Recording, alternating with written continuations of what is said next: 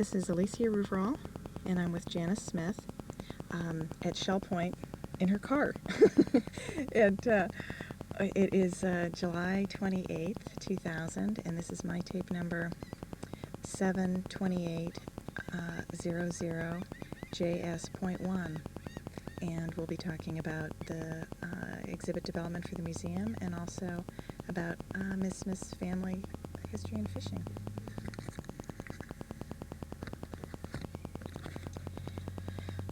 Okay, why don't we start with when and where you were born and the family traditions you grew up in? I was born at Stacy. That was where my mother lived, and my mother and father, well, they had not been married too many years. When my father died, it was in the fall of the year, a mosquito or insect bit him on his ear, and he had blood poison. And today, we'd give him a shot of penicillin, and that would clear it up. But all of my life, I've lived on the water, and fishing has been our livelihood.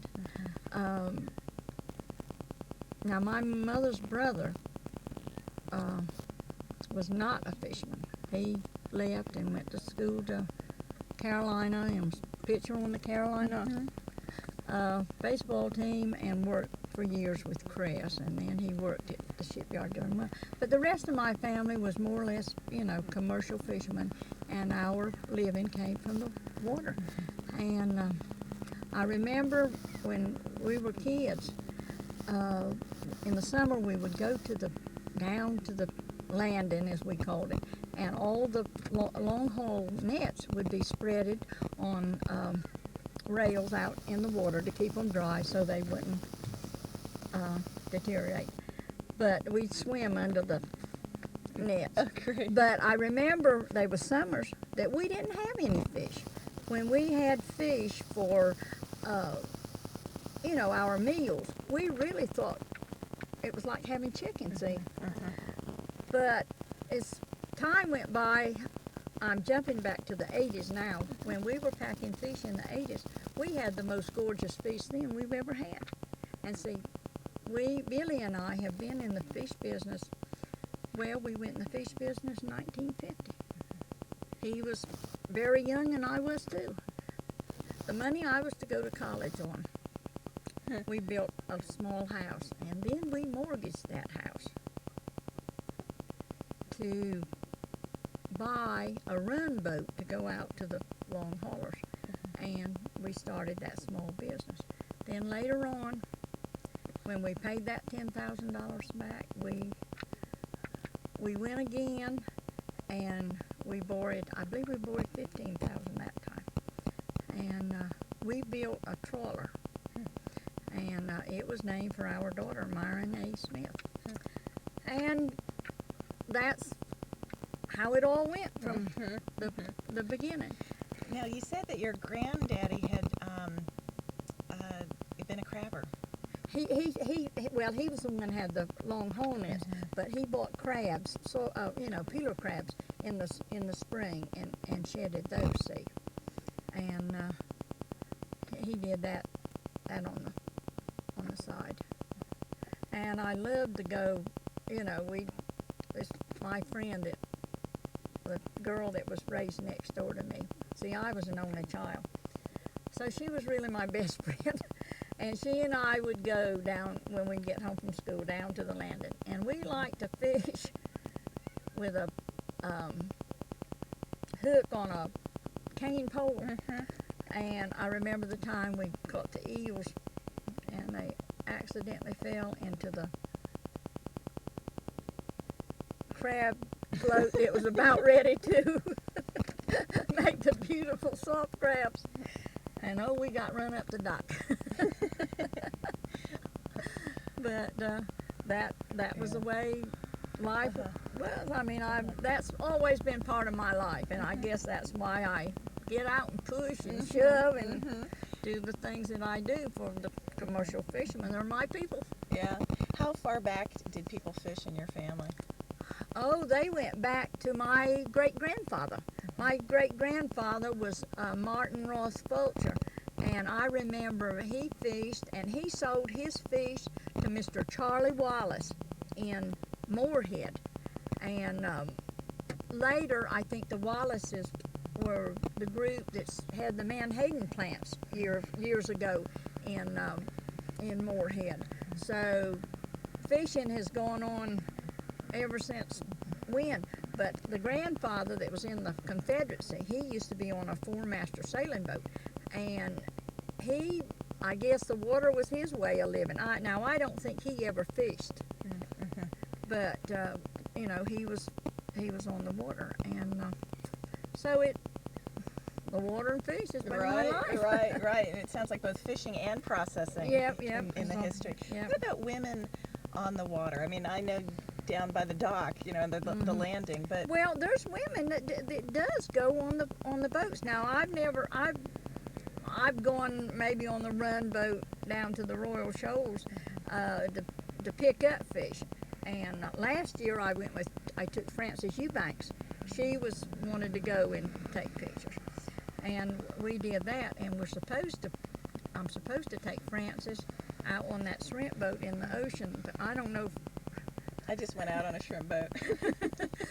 So anyway, have you met Connie Mason?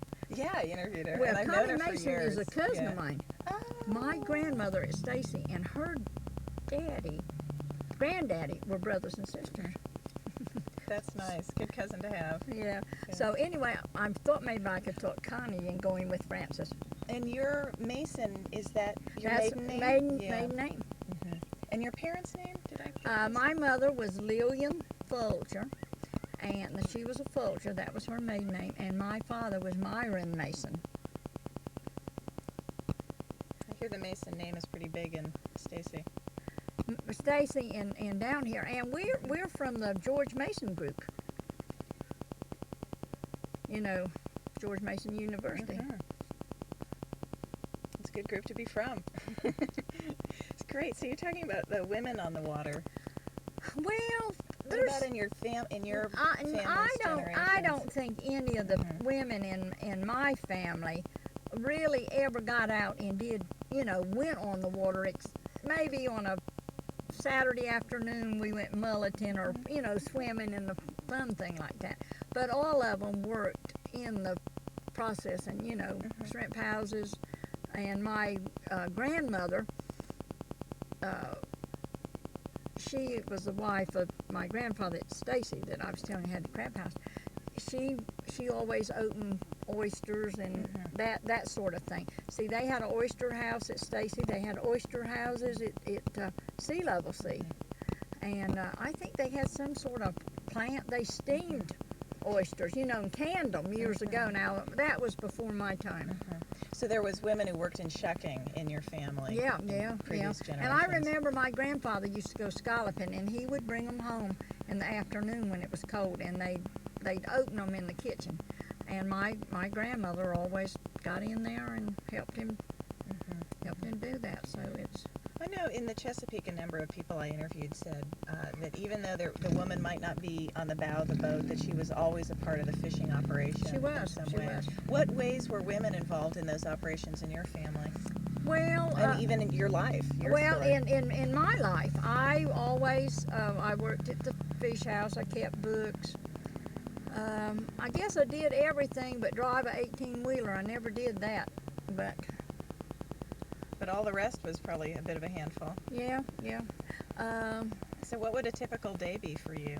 Well, then, Billy always was at the fish house by 6 o'clock, and by 6:30 he'd talk to everybody from Canada down to Key West. Knew what was going on, and I was there most of the time. I did whatever nobody else wouldn't do. It's true of a lot of women that I've talked to. And would you have done anything differently than, say, your mother's generation would have done in terms of what you were involved in, or your grandmother's generation? No, I did. I jumped in and did what I had to do make things go. And you have to have a love for this or you can't do it. Yeah. Yeah, I can see Yeah. You know, that's like building a boat. You know, you build a boat and then the time comes you think you're going to have, you know, maybe it might be the wise thing or the smart thing business-wise to sell it. And selling a boat to us was like taking a part of us. And, you know, every time, well, we never sold too many boats that we had. But, Well, and you built that trawler. You and I remember reading about some things that Karen had shared with me. That you had built it with him. Were Yep. you Were you literally right there? I was the first trawler we built. I was, Uh-huh. and What was it? What was it made of? it was wood. It was It wood. it was wood. Billy's cousin, Marvin Robinson, and was the man that built the trawler. And Billy went to Norfolk and he bought the diesel engine and most of the equipment for $1,500 at the. Wow. He bought that at the junkyard right after the war in Norfolk. And then we had the first crab pots. Anybody down in this section, my husband Billy and Tillman Taylor, that's T.A. Taylor, they got some. And we bought them from a Mr. Spencer in Atlantic, Virginia. But he was the man made those crab pots, and we got them. And we bought quite a few of them, and they started using them. Well, it so happened that year that the Chesapeake didn't produce many crabs, but we had oodles of crabs. Well, there again, we got in that problem. They didn't want us, I guess the people that didn't have the crab pots was sort of... So anyway, then a lot of them jumped into it and tried to stop us from well, see, the hard crabs are when they come down to our area most of the time, and we catch so many crabs. See, they're coming down to the inlet to go out. See, and that's when they have their eggs. See, and so they jumped on that bit about we were going to catch all the crabs with the eggs, and we were going to destroy the hard crabs. There'd never be any more hard crabs after Billy Smith's crab pots. Got all of those, you know. So that was sort of the way. Same thing we have, you know. We keep having the same thing right over and over. But that year we did, and the next year we had a good year, and that was sort of what helped Billy and I get on our feet was hard crabs. Isn't that interesting? Yeah. Huh. Yeah, because you Yeah. don't hear about crabbing much in this area. At least I haven't in comparison to the Chesapeake.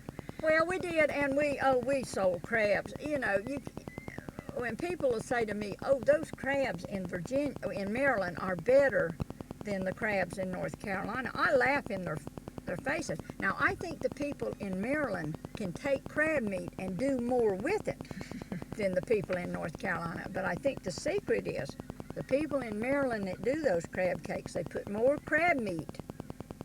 That's your secret. And I think a lot of the people in North Carolina that do the crab cakes, they stuff it with a lot of things that's not crab meat, and they put a lot of seasoning. And what is a better flavor than a hard crab meat? Hard to mess that up. It is, but that's the way it was, and we did. We sold crabs, Cambridge. We sold them to the Cannons in Cambridge, and all up the Eastern Shore. And Billy thought the Eastern Shore was the most gorgeous place he'd ever seen. He always said if he left this area, he'd go to Hatteras, and if he didn't go to Hatteras, he was going on the Eastern Shore. Great. A couple things I wanted to come back to. Well, what did you all sell? You said you got your start with crab. Well, that was what got us going. Right. Was Tell me all the seafood that you processed there that you we handled. have bought just about everything except we never bought many oysters. Well, see, at that time oysters have been a scarcity in this area, and we never really got out and tried to, in later years, get into the fish that the recreational fishermen like to catch. We sort of steered clear of that. Now, my husband was, he and I used to go to so many fisheries meetings, and you go, and the things that happens, you get so depressed and disappointed with the way things are. And many times I'd say to Billy, we're just wasting our time going to these meetings. We're not doing any good. He'd say, you never know what you're doing. You got to go, and you got to stay with it, and you got to be with it. And the recreational fishermen in Carrick County, Billy always, this would be what he'd say to me. He'd say, Janice, the recreational fishermen in Carrick County are not our enemies. That's, I want you to understand that. And I found out that they might be a few, but they're a very few. So just before, they had wanted to do a fishing reef off of Drum Inlet. That's the inlet down by Atlantic. And they had tried to get it through. So Dr. Hogarth was our fisheries director then. So Clifton Moss was the Carrick County recreational president at that time. And so he went to Dr. Hogarth, and Dr. Hogarth told him, he said, I just don't want to get into this, Clifton. I don't think we're going to get anywhere. The commercial fishermen are not going to let you do it. So Clifton said, well, Dr. Hogarth, I've already talked to Billy Smith. And Billy Smith says he'll help us. So sure enough, Billy did. He got on the telephone and he called Senator Helms and all the other people that he thought could help him. So when Billy died, but after Billy died, I don't know, it didn't move at that time quite as fast as they thought it was going to, but they knew they had permission to do it and the permits and everything to do it. So the week that I went to England, that was May or right after that, they did their dedication thing. So that's the Billy Smith. Nice. But I don't have any qualms with the majority of the commercial fishermen. There's an organization, and I'm not going to call the name, that I think is probably is the biggest troublemaker. You mean you don't? We have in the state. Each state they've been in, they've closed fisheries down. Now, have you stayed active in some of the committee work on commercial fisheries? Yes, yeah. Good for you. Yeah. I have a young lady. Have you met Pam? Karen is going to hurry Pam. If you want to know fishing issues, Wow, that's great. Pam can really set you on it. Pam and Sandy Gaskell and I have since Billy Smith died. See, Billy always went to these meetings. Well, see, after Billy died, it made a difference. Yeah. See, the fishermen would say, well, Billy's going, why should I go? Yeah, that's hard. You know how that can be. So Pam and Sandy and I have traveled many miles in the past Good for you 3 years. And they don't like to see us go to Raleigh. Uh-oh, here they come. That's great. So that's good. I bet y'all are stirring things up. So we do. We go, and everybody in Raleigh is not our enemies. It's Roy Willis and I were talking about that, about people trying to be open-minded to different thoughts of the different groups. So we do. We just we just take off and go. And sometimes they give us dirty looks, but So, well, that's great to hear about. So, you've been both involved in the committee work. You've been, you know, part of a fishing family. You've been on the processing end of the business. And I wanted to come back quickly to this boat building piece that you did with your husband. How'd you know how to build a trawler? well, why not? I'll tell you somebody I want you to meet. It's Tinker Wallace. Tinker Wallace is the man that's built our last steel hull boats. The most humble, kindest, knowledgeable man board. And he draw the whole thing out on this plyboard. Well, down at Core Creek, Mr. Bach passed away probably about a year ago. He was an engineer, and he was employed for years at the Norfolk Newport News shipbuilding. And when he retired, I think he went to maybe to Wanchese or Manio first. I believe that's right. And then he moved down here. And he and Billy became good friends. So when Billy went to build these boats, we build them one at a time. And we build them over there by the fish house, right by the well. Do you know where our fish house is? No.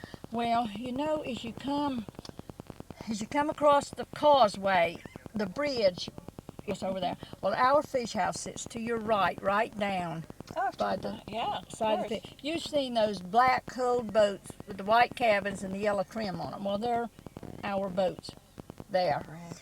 And so Tinker built, but the first steel boat we owned, I'm not going to believe this, we bought from Joe Alco, the car dealer in Newbern.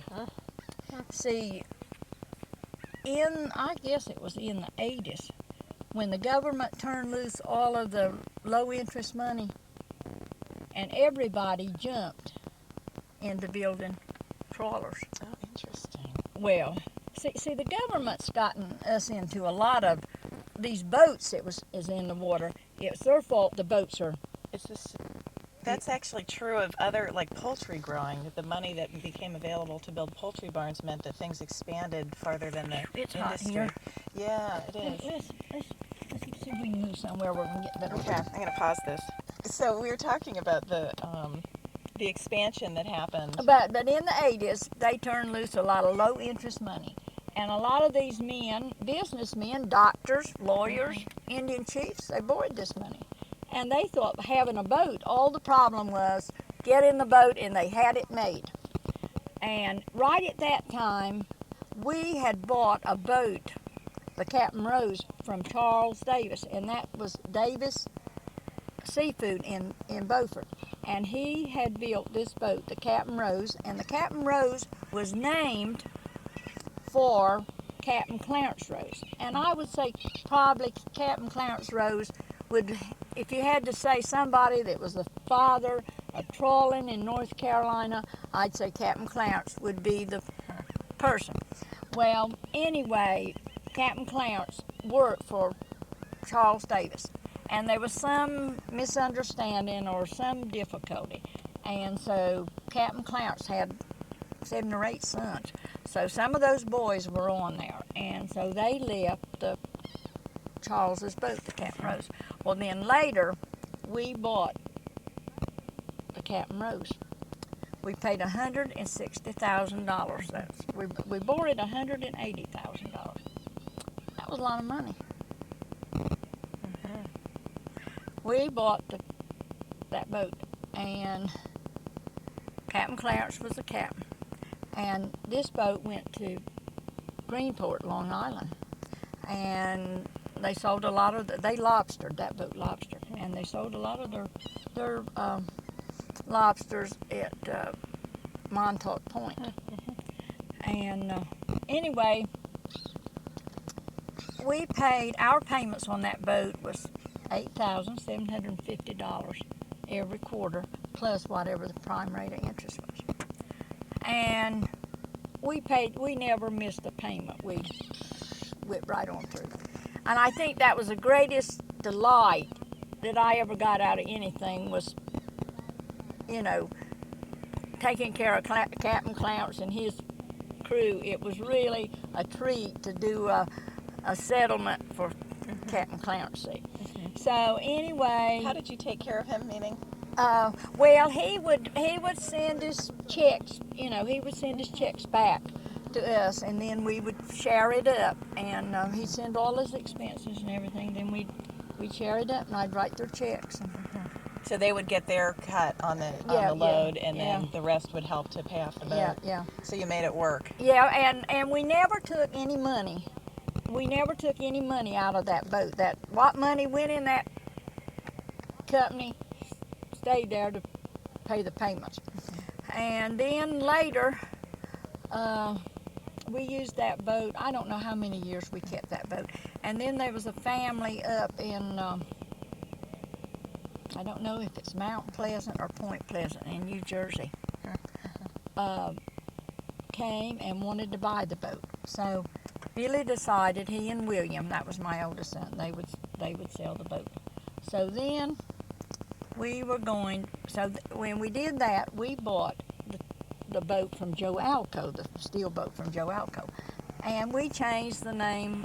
I don't know what the boat was named, but we changed the name of that boat to the Tweedles and Donna. That was William's wife and my other son's wife, Donna. That's who that boat was, the name was changed for. And after we did that, then somewhere along the line, Tinker Wallace came in the picture. And Tinker and William started on those boats. They built one boat at a time. So they built them as a team? Well, William was there, Yeah, he was Tinker at was the... See, we got a place in Atlantic, a fish house in Atlantic. So Billy, most of the time, and Dean was in Atlantic, and William was at both of them. But anyway, William was the pusher on the getting those boats built. But anyway, back to Mr. Bott. Mr. Bott, after he saw Tinker, the first one we built over by James Gillikin on the causeway, by James Gillikin's fish house over there. That's where they set the boat up. And I remember the night that we were going to launch the boat the next day. Mr. Bott came. He came every day to see what Tinker was doing, how Tinker was doing everything. And after Tinker was get ready to launch the thing, Bott said, "Tinker, you can't launch this boat." He says, "You're going to tear this boat up when you try to launch it."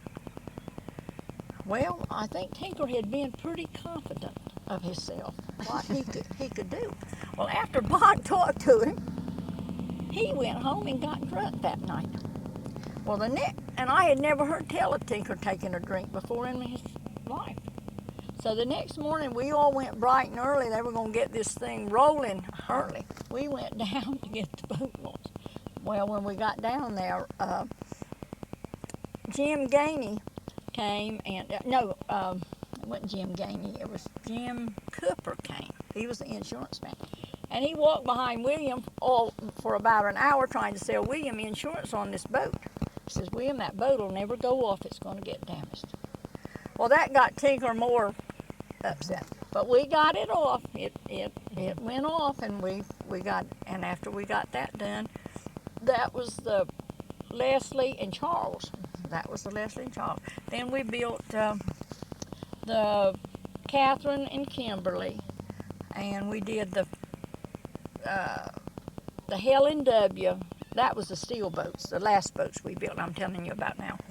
And these were named for? Oh, they was all family. And the Helen W. was for Billy's mother. And anyway, then we did. The last one we built was a William H. Smith. That was for Dean. That's my youngest son. His youngest son. That's great. Anyway. And how many did you have total? How many boats in your fleet? Let's see. We had the Tweedles and Donna, the Leslie and Charles, Kimberly and Catherine, the Helen W. Smith, and we had the William H. Smith. And then before that, we built some wooden boats that Mr. James Gillikin built those. And when he did those, he did, the first one he did was the Charles D. Smith, and then he did the Janice M. Smith, and then he did the Captain Billy. But we still have the Charles D. Smith, but we sold the Captain Billy, and somebody bought it, and it burned off of of Florida. And then later we sold the Janice M. to a man in Pamlico County, and he changed we wanted him to change the name. So at the height, how many boats do you think you had? As many as a dozen? 10? Well, we had and after Billy died, we had the Myron A. Smith. That was the first boat we built. Well, Billy never would sell that boat, so he sent it to Georgia and had it fiberglassed. Spent an arm and a leg on it. And then about 3 years later, he rebuilt the thing. And it's the strangest the way all this happened. About 2 weeks after Billy died, Les Mitchell was captain on it, and the boat burned and sunk in oh my gosh. South Carolina. Wow. Yep. Huh. I don't know. Let's see, the Charles. Let's see, this goes on my head. Something I read said 9. I thought it maybe said 9. And so then we had the money in capital construction. So we went ahead and we bought this small steel boat. And in the end, they all argued over what it was going to be named. And in the end, they named it the William, the Billy, and Kevin. See, I had a grandson-in-law that was drowned when Billy was drowned, see. So that's what they named that boat. So if how many do you still have in the fleet? we have all of those. Wow, that's great. Yeah. And how long are they? What? 80, some of them, I reckon, 80, 85 maybe. I don't know. They might be. I don't know if So initially you had wood and then wood and steel. Yeah. So we don't have but one wooden boat. That's the Charles D. Now we have smaller boats to Atlantic we use for run boats and things like that. We have the Kimberly Smith and the Catherine Smith and whatnot that we use down there for that. Right. I know somebody does a lot of research on old wooden boats for the National Museum, the American History Museum, and I should ever get in touch with you. How old's your oldest wooden boat? They're really not that old. Not that old? Probably 25 years old. Yeah. Now, the first boat we bought was a Neuse, and we bought it from a man in Oriental. And, but, it went by the wayside. Yeah. But, well, maybe let's talk about your tradition as it pertains to the Museum. Well, I feel like our heritage is sort of beginning to fade out a little bit. And, I would like very much to keep a little bit of our heritage alive so my great-great-grandchildren and whatnot would know about what we did. And I hope that we're still doing what we're doing now, but we never know. But what makes you think that it is fading out? I mean, tell me, what are the factors, I guess? Well, the factors is the government is just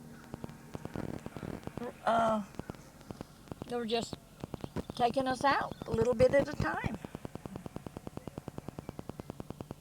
And I think that and when you look at this area down here, it's really the majority of the people are commercial fishermen. If these people are taken out of the water and they can't fish, what's going to happen to them? And what happens to providing fish? It's like providing food. Yeah. What's going to happen to them? It's been rough on a lot of people. How do you think that the museum effort can assist in this? Well, I think the museum could sort of be a learning place for a lot of people, a lot of people don't realize the things that are going on in the fisheries and how everything is. You tell people about these things that happen, but they look at you like they can't believe this can go on in the United States of America. We had a lawsuit about, well, it's been about 3.5 years ago. We went to Norfolk, and that was over the wheat fish. And every time we've been to court, the commercial fishermen have won. Interesting. But see, we don't have them. See, they're throwing so many rules and regulations at us. The time we try to get together and get the money together for one, they're throwing something else at us. See, we're fighting something else. Like we're going to have to go to court about this scallop. About the limits. The limits, the 50-day that's coming up now. See. But anyway, we went to Norfolk for that wheat fish meeting, and everybody put. Well, not everybody, but a lot of people put a lot of money to hire a lawyer. We had a lawyer in Norfolk that I can't remember his name. But anyway, we went to Norfolk. It was in the winter, and we got up early and went. And as soon as we got in the courtroom, I guess we were all cold. The weather was so icy. We got in, got quiet, and it was warm. The judge came, and he started the hearing. And in about 30 minutes, he rose out of his chair, and he said, "Ladies and gentlemen," he said, "what I've heard in the past 30 minutes is just the way it was in Germany when Hitler came to power. That's what this sounds like." And I'll never forget Billy's expression and face. He reached over and took me by the hand, and he said, "Well, I'm not going to tell you the amount of money he helped put in this lawsuit." He said, "If I don't get a thing out of it, but just hearing him say that, it'll be worth what I put in it." To have that kind of vindication in some ways for how he was feeling about the whole process. Yeah. So that's sort of the... So the museum, it sounds like you're saying, is a way to educate people about the realities of what it is to be a fisherman? I think that we can open up a lot of people's eyes. I don't think that the museum should just be commercial fishermen fighting for their cause, but I think it should be commercial fishing should be a part of it, because commercial fishing is what kept Carteret County going.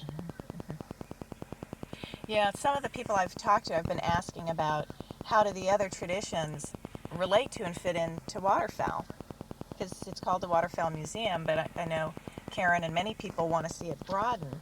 What are some of the reasons that you would use to argue why it should be broadened? I think it should be broadened. I think I want my children and great-grandchildren and all of the children in this area to know just how things were and what we have done to the commercial fishing families have done in this county to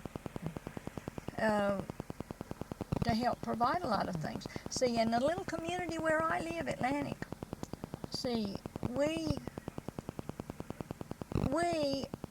our high school, we don't have a high school there now, but at the time our high school was there, we had more teachers that graduated from Atlantic High School, went on into the teaching career than any school around. And I've got to brag about my school in Atlantic, the elementary school. We are the top school, grade-wise, in Carteret County. Wow, it's pretty striking. I'm going to just quickly flip this tape because I think it, oh no, we got a little more time. Great. So, fishing traditions, commercial fisheries, what other traditions should be represented at the museum? Well, I think we should represent, there was farmers in Carteret County. I think the farmers in Carteret County, really it was farmers and fishermen, that was it, see? And I think they had their part in, we can't do without the farmers. and sustaining. Yeah. Yeah. Yeah. So that's the way that is. I think the wildfowl. People used to kill wildfowl and send it to New York, to the markets up there. That was Right. people bought the fowl and sent up there. And over at Harkers Island, the most beautiful boats have been built at Harkers Island. And there's not a person over here can't build a boat. And most of them are real artistic. They paint beautifully. One person argued that the boat building in the museum should be the boats and boat building for hunting. Mm-mm. A lot of people didn't have a boat just for hunting. They couldn't afford it. They used their skiff, their haul net skiff, or their small skiff, or their fish boat took them over to the banks to hunt. I don't think fishing should be the main thing there. Don't misunderstand me. But you're saying you can't separate it out. no, you can't. You can't. I don't think you can. You can rule it out. And most of the fishermen were your hunters. Right. I was thinking, because I've been trying to understand how some of those links could be made between the different traditions. It seems like if you took the earliest aspects of hunting and the sustaining, the having to sustain and survive, all of the traditions really grew out of that in many ways. I don't know. Are there other arguments you could make for that, about why there needs to be attention to these other traditions that aren't specifically waterfowl? Well, if you say heritage, you would have to include everything, I think, that went on in this county. Not just necessarily the fishing or the farming, but the things that all the people did here to survive, I think should go into your heritage. I don't think it should be all fishermen. I think it should be a broad base. Yeah. What about specific ideas for exhibits? Is there anything that you could think of that you'd like the museum exhibit development people to consider creating, or a type of exhibit, kinds of displays, that sort of thing? Well, you go in different museums and you see different displays, and they're displayed in different ways. Some has a little talking box and tells you about the thing, and I think a lot of people enjoy that, and I think that would be something. I don't think you need to put something there and leave it forever. I think you need to rotate it or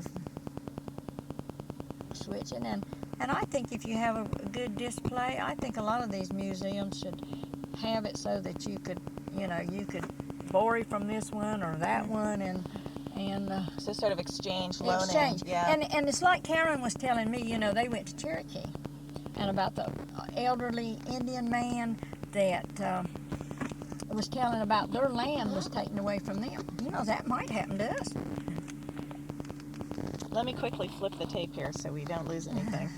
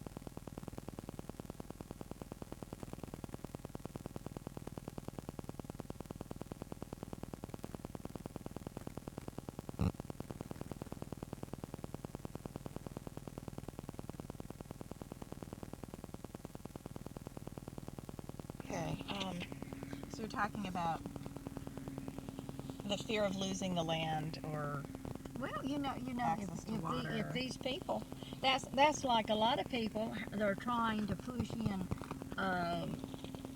doing the leases on the bottom in Core Sound. Well, if you lease something, the person that leases it doesn't want you to walk on it or run over it or touch it. And then again, we're going back in the, fishing's all I've been talking about. But, this thing about the net ban and trawling. You see how beautiful your water is here? If you quit dragging in Core Sound, you might have a smudgy, muddy area. Over at South River at Merriman, they closed this nursery area over there, and they wouldn't let a trawl or anybody go in there and do anything. And now it's just like the Dead Sea. Wow, interesting. So it stopped being harvested, and that was not a good thing. Lena Ritter's family, the woman I've been interviewing. Yeah, I know Miss Lena. Yeah. They had oyster leases in their family way back. They don't have them now, I guess, from what she said. So they don't have, they're talking about wanting to do leases. Well, see, they want to do leases now, acres and acres and acres. Oh, I Well, see. see, they Okay, want to that's go what out you're here in the talking about. Atlantic Ocean now and stop about 6,000 acres in the ocean that they don't want any trawling or any kind of fishing on it. So I don't know how that's going to come out. Okay, so it's larger tracts. Mm-hmm. So be controlling more space, more bottom space. And that's going to affect the recreational man as much so as it is the commercial man. See, but I've heard it discussed several times at several meetings recently. Interesting. Yeah. So it sounds like the museum could bring attention to some of those issues, but you see a place for other traditions as well. You can't get this museum too Right, controversial. right, You can't do right. that, But it's at least a way to educate people about the issues that people face who work on the water. That's right. Yeah. That's right. Yeah. Yeah. We were talking before about the actual displays or things like that. If you had 3 rooms in the museum that would have kind of the key traditions that define Down East, what would those be? What traditions would be represented? Well, there again, you go back to the fishing and the hunting and that sort of thing. That's our way of life. So that's 2. What would be the 3rd central one? Well, I don't really know. Never really thought about it in that way, that respect.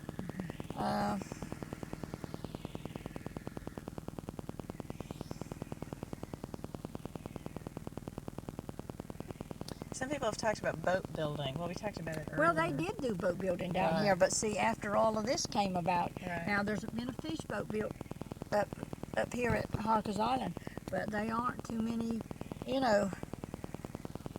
boats now that's being built. But see, if you build a boat now, if you don't already have a permit and in your whatnot, they ain't gonna let you put it in the water. Mm-hmm. You see what I'm saying? Right. If you don't have those permits, you can't do anything. But there's the long history here of boat building. Is that as a tradition on par with fishing and hunting, or is there some other tradition that should be featured in that 3rd room?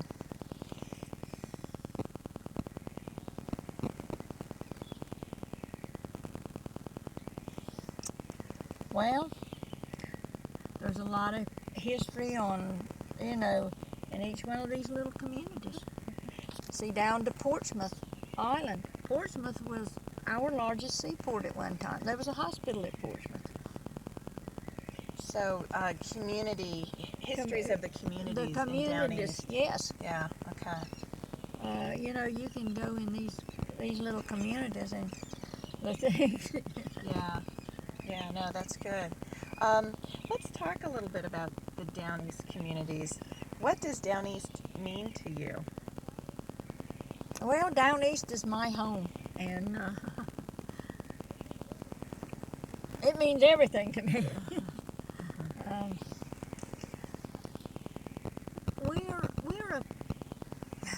We're a clannish people. I'm gonna be honest with you. And if a person comes in, we sort of stand back and sort of look at them for a while and sort of more or less judge how we think their personalities and their character and whatnot is. And I guess it's that way in any small area. And I don't think we're clannish, but people tell us we are, and maybe we are. But It's part of the character in a way. Of, Mhm. yeah. Yeah. What are other qualities that define a Downeaster, would you say? Well, our ugly brogue. You know, you can start at Cedar Island. You come to it now, on through each one of these communities, and each one of us, each community has a different brogue. And if you stayed here long enough, look at the porpoise out there. He'll come up in just a minute. See him? There he is, yeah. See him? Yeah. Nice. But that's the way it is. You know, when I was a little girl, and went to school, I was just as ashamed of my brogue as I could be. And, you know, they'd say ugly things to us. Did they? Yeah. And as I've gotten older, I don't let it bother me anymore. What kinds of things would they say to you? Old Downeaster and, you know, old fisherman and all of those sort of things. You still get it thrown at you. But What'd you say back? used to, it made me ill, but now I just laugh. I say we've got the really the true English, and we have. You know, when I went to England, somebody asked me if I was from Wow. where did I live in England. There you go. So anyway, Yeah. but Yeah.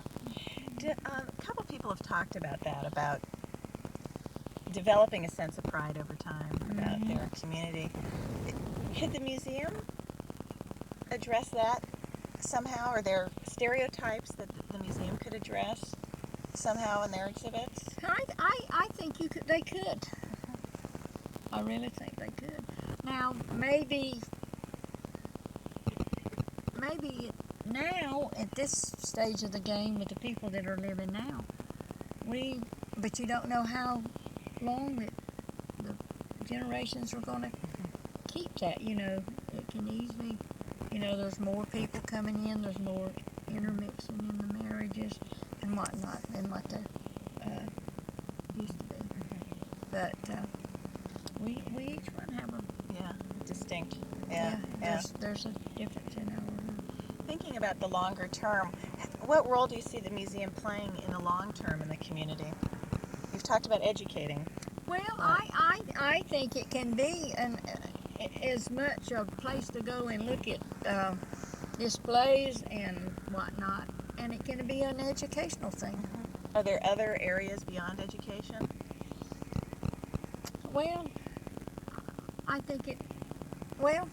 just think it's good for the Downeast area to have a museum, and I believe once the museum is done and open, I think the people in this area surely should be proud of the museum. Yeah. Anything that the museum exhibit people could put up or have by way of setting that would make people feel at home, local people feel at home?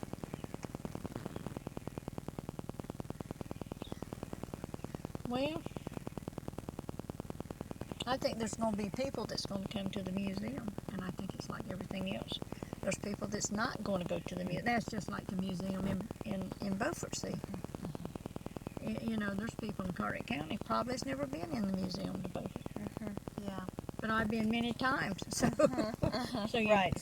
So be only so much you can do. Is that kind of what you're saying? Yeah, you know, it's something that I think people are proud that the museum are coming up. You know, there's some people aren't proud about anything. And I feel like since we've gotten done on the museum, well, really and truly, I had looked at the blueprints and been through all of that. I am not an architect, but I'm always building a house or helping somebody. Right. All of my life, I've messed with houses.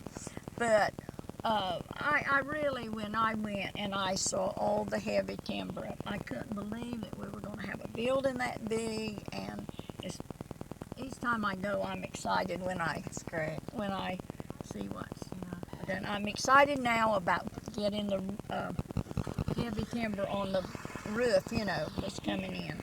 And really excited about the porches and whatnot. And we've taken